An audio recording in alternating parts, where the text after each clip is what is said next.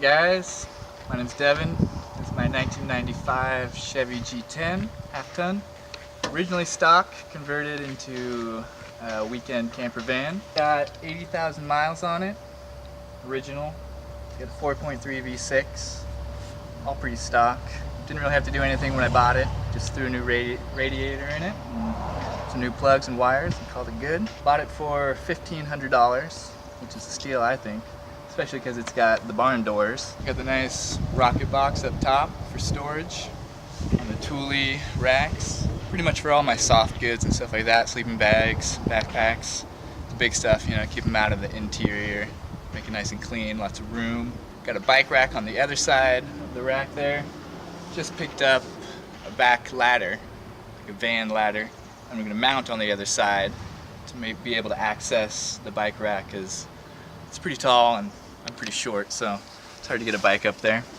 Got the PVC pipe there for any fishing poles and a couple hooks. You can throw up a tarp, awning out a tarp if it's gnarly out and raining and all that. So the interior I did all myself.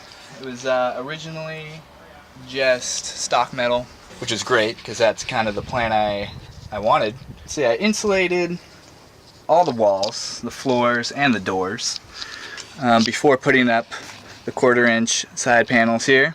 Side panels, all the panels have this nice warm felt on them, which is actually really simple and turned out really well. I just cut the panels to fit before and just spray adhesive the felt on and screwed them in, and it worked out pretty well. Pretty easy. I think it took an afternoon or so. I chose a nice low profile carpet with the mindset of just keeping it clean. It's an indoor-outdoor carpet, so it'll be really easy to clean up any muddy boots or anything like that. And it's directly onto the wood down below, so any liquids that get spilt or anything like that isn't going to soak into any soft goods and mold or anything like that. So it's built with that in mind, keeping it clean and basically just having it be a dirty spot. As you can tell, my newest addition and concept kitchenette I'm building here, it is a TV stand at the moment, but it's mostly here just to occupy the space and give me a general idea of what I want in the future. It's really hard for me to conceive and to measure out and build something without having some sort of template first. So I threw this in here just to give me an idea of where I want everything to be and how things are going to function. So I'll kind of show you this right now. Basically it's just stock storage underneath, nothing too special. I have the countertop up here which swivels out. We got a marine seat bracket, swivel bracket under there. So this kind of poses as a table and a cooking space, whatever you want to do.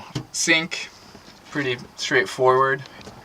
When I do rebuild, I'll install some sort of faucet in the corner there, either a hand pump, non-mechanical one, or a non-electric one, or do an electric pump and just really ball out. This guy also swivels all the way around. That way you can set up a laptop and lounge out and watch a movie, or just have it as a side table if you need. Under here is just storage at the moment. So we got some silverware, coffee maker, inverter, just some daily.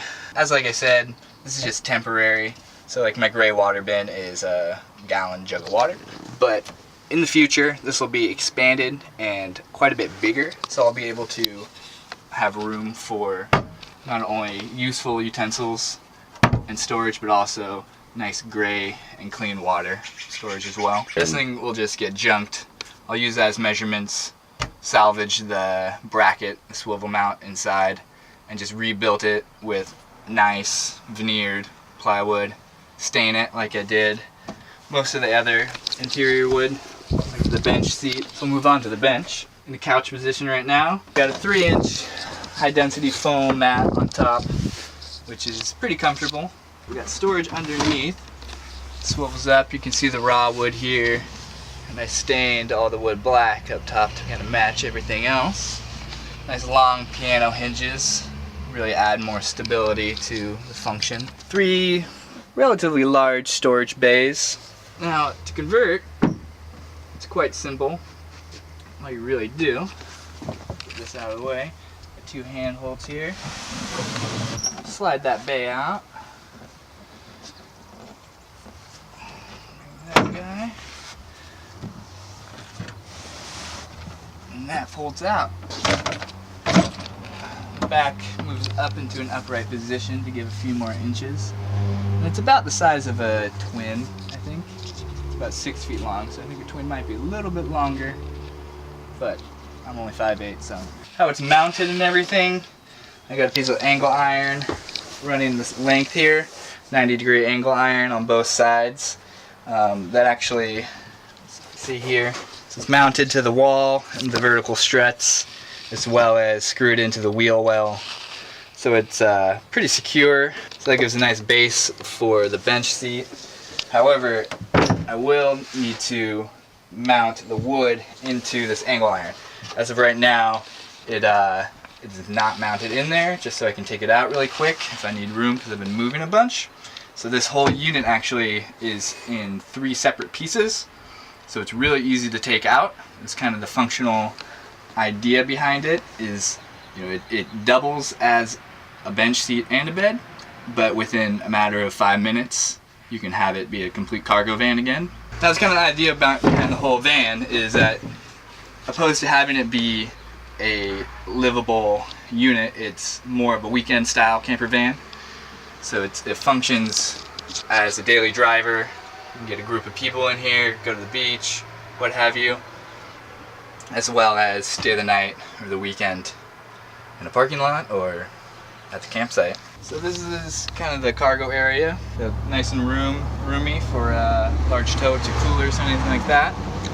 When you hit the beach, you want to saute up some steaks or what have you.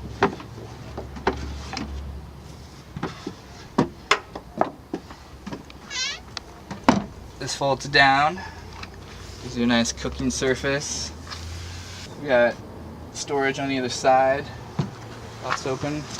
Store all your junk and wilderness books, plants, and all the shelving bottoms come out.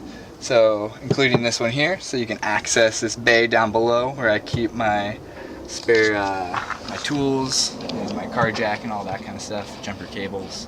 Or if you had something long, I guess you could take out both and conceivably have access to this whole length, as long as you can stick it up in there. So it's on both sides. There's a clean shot of it without anything in here. Pretty basic.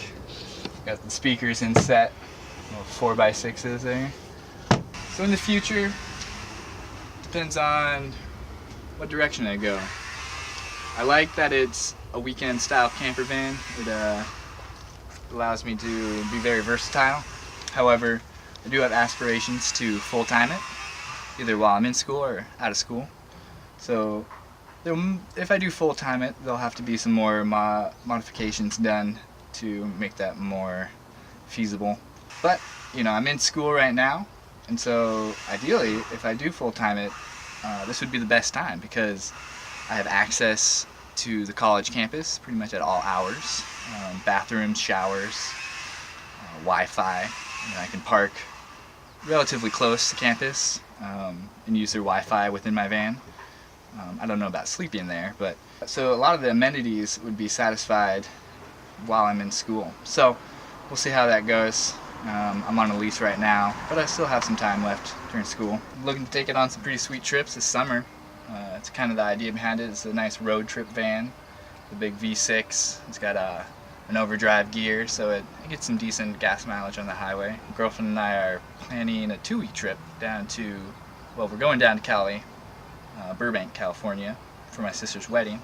And then we're heading up from there up to Zion and southwest Utah. And we're taking, I think we're going to be doing about 2.5 weeks on the return trip. So we'll hit up Zion and Bryce and all those awesome places down there, do some rock climbing, if it's not too hot. This is going to be in August.